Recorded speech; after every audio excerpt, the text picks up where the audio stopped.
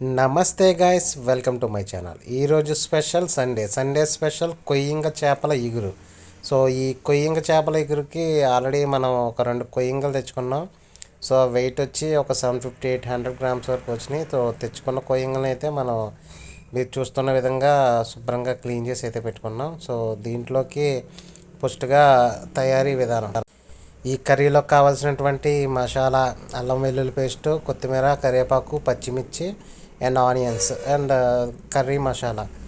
Onions and జనరల్గా మిక్సీలో వేసి మిక్సీ పట్టుకుంటాం. సో ఇదైతే ఇగురు కర్రీ గ్రేవీ కోసం మనం ఈ విధంగా శనకాల మీద రాయితో అలా దంచుకుంటున్నాం. సో ఇలా చేసుకోవడం వల్ల అది గ్రేవీకి మంచిగా ఉంటుంది. సో కర్రీ మేకింగ్ ప్రాసెస్ అయితే చూస్తున్నాం. ఫస్ట్గా ఆయిల్ వేసుకుని పసుపు అయితే వేసుకున్నాం.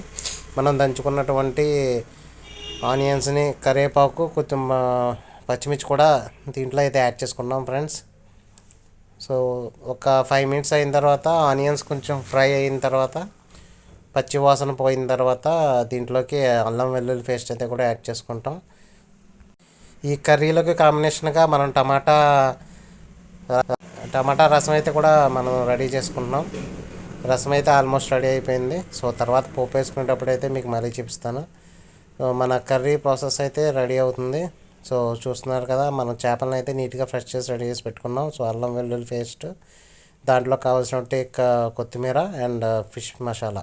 ఈ ముక్కల్లో అయితే కారం యాడ్ చేసుకుంటున్నాం. తగినంత కారం ఈ చేప ముక్కలు అయితే యాడ్ చేసుకుంటున్నాం. అలాగే ఉప్పు మేమైతే కల్లుప్పు అయితే యాడ్ చేసుకుంటున్నాం. సో తగినంత ఉప్పు కూడా యాడ్ చేసినాం. ఆల్మోస్ట్ మనం అల్లం వెల్లుల్లి పేస్ట్ వేసేసి ఇది ఒక 5 మినిట్స్ పచ్చి వాసన పోయేంత వరకు కూడా ఈ ఆనియన్స్ని ఫ్రై చేసుకోవాలి. 1-2 సార్లు తిప్పుకోవడం.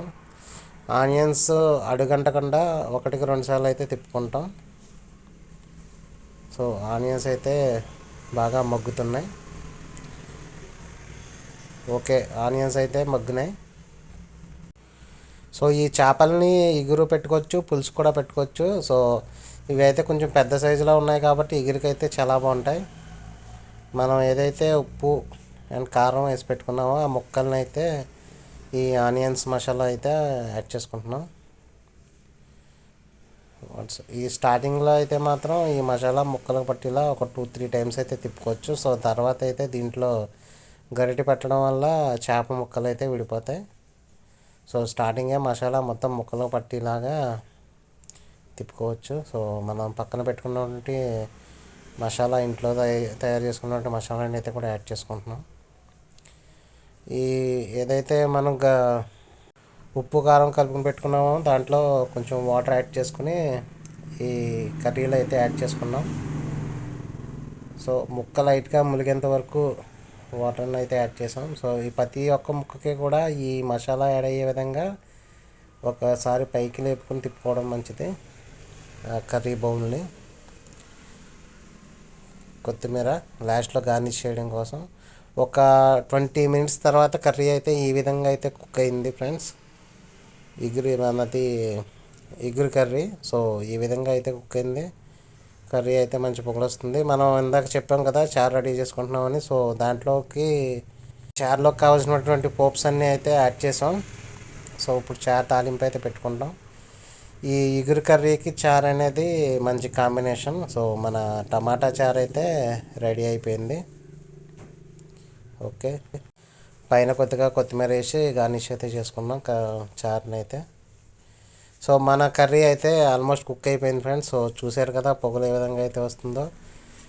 ఇవి కొయ్యంగ చేపల ఇగురు.